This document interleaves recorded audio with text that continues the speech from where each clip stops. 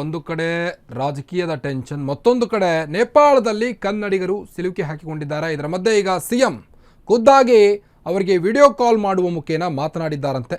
ನೇಪಾಳ ಪ್ರವಾಹ ಸಂತ್ರಸ್ತ ಕನ್ನಡಿಗನ ಜೊತೆ ಡಿಕೆಶಿ ಚರ್ಚೆ ನಡೆಸಿದ್ದಾರಂತೆ.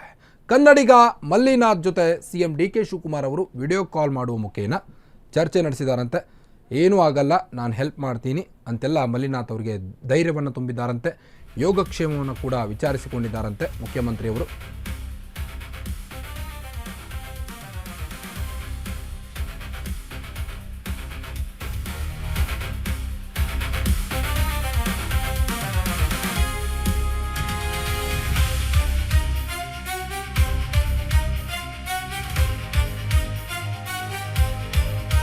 ನೋಡಿ, ನೇಪಾಳದಲ್ಲಿ ಈಗಾಗಲೇ ಪ್ರವಾಹ ಉಂಟಾಗಿ 167 ಜನ ಸಾವನ್ನಪ್ಪಿರುವಂಥದ್ದು.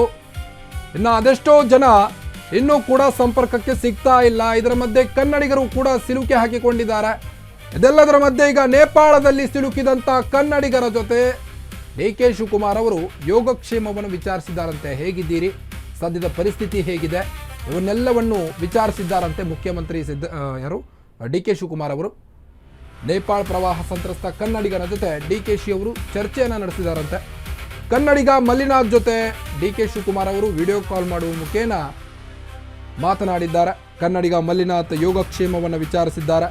ನೀವಿರುವ ಸ್ಥಳ ಬಿಟ್ಟು ಬೇರೆಡೆ ಹೋಗುವುದು ಬೇಡ, ಅಲ್ಲೇ ಇರಿ, ಎಲ್ಲೂ ಹೋಗಬೇಡಿ, ನಿಮ್ಮ ಸಹಾಯಕ್ಕೆ ನಾನಿದ್ದೇನೆ ಅಂತ ಈಗಾಗಲೇ ಧೈರ್ಯವನ್ನು ತುಂಬಿದ್ದಾರಂತೆ ಡಿಕೆ ಶಿವಕುಮಾರ್ ಅವರು. ಸೂಪರ್ ಎಲ್ ನಿನೋ ಎಫೆಕ್ಟ್ ನಡುವೆಯೂ ಈಗ ಮತ್ತೊಂದು ಗುಡ್ ನ್ಯೂಸ್.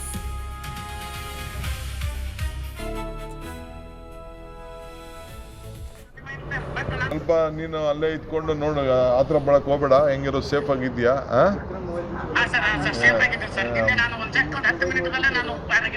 ಓಕೆ, ಬಹಳ ಸಂತೋಷ. ನೋಡು, ಹೇಳ್ತಾ ಇದೆಯಾ, ನಾನು ಹೇಳ್ತಾ ಇದ್ದಕ್ಕೆ ನಮ್ಮ ಹುಡುಗ ಹೇಳ್ತಾ ಇದ್ದಾನೆ, ದೈವ ಭಕ್ತ, ನಾನು ದೈವ ಭಕ್ತ, ಪ್ರಯತ್ನ ವಿಫಲ ಆದ್ರೂ ಪ್ರಾರ್ಥನೆ ವಿಫಲ ಆಗ್ಲಿಲ್ಲ ಅಂತ ಹೇಳ್ತಾ ಇದ್ದಾರೆ.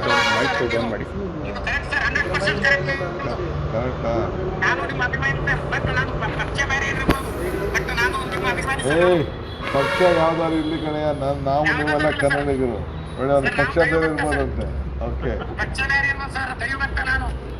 ಆಯ್ತು, ನೀನ್ ಪಕ್ಷಕ್ಕೆ ನನ್ನ ಜೊತೆ ನನಗೆ ಕೈ ಜೋಡಿಸು ನೀನಷ್ಟೇ. ಓಕೆ, ಆಯ್ತು. ಆಮೇಲೆ ಅಲ್ಲ, ಇನ್ನ ಒಂದಷ್ಟು ಜನ ಟೂರಿಸ್ಟ್ ಕರ್ನಾಟಕದಿಂದ ಬಂದವರು ಇನ್ನ ನಮ್ಗೆ ಲೊಕೇಶನ್ ಸಿಗ್ತಾ ಇಲ್ಲ ಅಂತ ನಮ್ಮ ಅಧಿಕಾರಿಗಳು ಹೇಳ್ತಾ ಇದ್ದಾರೆ. ಆಯ್ತು. ಆಮೇಲೆ ಅಲ್ಲ, ಇನ್ನ ಒಂದಷ್ಟು ಜನ ಟೂರಿಸ್ಟ್ ಕರ್ನಾಟಕದಿಂದ ಬಂದವರು ಇನ್ನ ನಮ್ಗೆ ಲೊಕೇಶನ್ ಸಿಗ್ತಾ ಇಲ್ಲ ಅಂತ ನಮ್ಮ ಅಧಿಕಾರಿಗಳು ಹೇಳ್ತಾ ಇದ್ದಾರೆ. ಆಯ್ತು. ಆಮೇಲೆ ಸಾರಿ, ಆಗಲೇ ಕೆಲವೊಂದಿಷ್ಟು ವಿಚಾರ ಬೇರೆ ಆಯಿತು.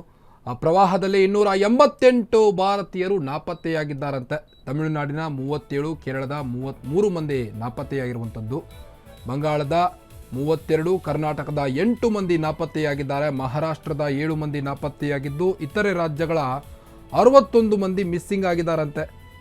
ಈಗಾಗಲೇ ಇಶಾ ಫೌಂಡೇಶನ್ನ 80 ಸದಸ್ಯರು ಮಿಸ್ಸಿಂಗ್ ಆಗಿದ್ದು, ಭಾರತೀಯ ವಿದೇಶಾಂಗ ಇಲಾಖೆ ಕೂಡ ಈ ಬಗ್ಗೆ ಮಾಹಿತಿಯನ್ನು ಕೊಟ್ಟಿದೆ. ನೇಪಾಳ ಪ್ರವಾಹ ಸಂತ್ರಸ್ತ ಕನ್ನಡಿಗರ ಜೊತೆ ಈಗಾಗಲೇ ಡಿಕೆಶಿ ಒಂದು ಕಡೆ ಚರ್ಚೆಯನ್ನು ನಡೆಸಿದ್ದಾರೆ. ನಾವು ನಿಮ್ಮ ಜೊತೆಗೆ ಇದ್ದೀವಿ, ಭಯ ಪಡಬೇಡಿ, ಎಲ್ಲಿದ್ದೀರೋ ಅಲ್ಲೇ ಇರಿ, ಬೇರೆಡೆ ಎಲ್ಲೂ ಹೋಗಬೇಡಿ, ಸಹಾಯಕ್ಕೆ ಕೂಡಲೇ ಕರ್ನಾಟಕದ ಜನತೆ ನಿಮ್ಮ ಜೊತೆಗೆ ಇದೆ ಅಂತ ಹೇಳ್ತಾ ಅವರ ಯೋಗಕ್ಷೇಮವನ್ನು ವಿಚಾರಿಸಿದ್ದಾರಂತೆ ಮುಖ್ಯಮಂತ್ರಿಯವರು. ನೀವಿರುವ ಸ್ಥಳ ಬಿಟ್ಟು ಬೇರೆಡೆ ಹೋಗುವುದು ಬೇಡ ಅಂತ ಹೇಳಿದಾರಂತೆ. ನೇಪಾಳದಲ್ಲಿ ಸಿಲುಕಿದ ಕನ್ನಡಿಗರ ಜೊತೆ ಸಿಎಂ ಡಿಕೆ ಶಿವಕುಮಾರ್ ಅವರು ಒಂದು ಕಡೆ ಮಾತನಾಡಿದ್ದಾರೆ. ಈಗಾಗಲೇ ನೇಪಾಳದಲ್ಲಿ ಭೀಕರ ಈ ಒಂದು ಪ್ರವಾಹದಿಂದ ಈಗಾಗಲೇ ನಲುಗಿ ಹೋಗಿದೆ ಸಂಪೂರ್ಣ ನೇಪಾಳ ಪ್ರವಾಹದಲ್ಲಿ ಈಗ ಕನ್ನಡಿಗರು ಕೂಡ ಸಿಲುಕಿದ್ದಾರೆ. ನೆರವಿಗೆ ಸರ್ಕಾರ ಕೂಡ ತುರ್ತು ಸಹಾಯವಾಣಿಯನ್ನು ಘೋಷಣೆ ಮಾಡಿದೆ.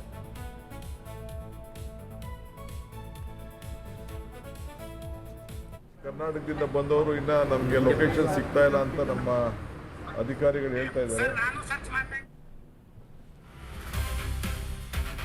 ನೋಡಿ, ನೇಪಾಳ ಪ್ರವಾಹದಲ್ಲಿ ಸಿಲುಕಿದ ಕನ್ನಡಿಗರ ನೆರವಿಗೆ ಸರ್ಕಾರ ನಿಂತಿದೆ. ಈಗ ತುರ್ತು ಸಹಾಯವಾಣಿ ಆರಂಭಿಸಿದಂತ ರಾಜ್ಯ ಸರ್ಕಾರ ವಿವರಗಳನ್ನು ನಮೂದಿಸಲು ಗೂಗಲ್ ಫಾರ್ಮ್ ಅನ್ನು ರಿಲೀಸ್ ಮಾಡಿದೆ. ಕರ್ನಾಟಕ ಮೂಲದ ಪ್ರವಾಸಿಗರು ನಾಪತ್ತೆಯಾಗಿದ್ದಾರೆ.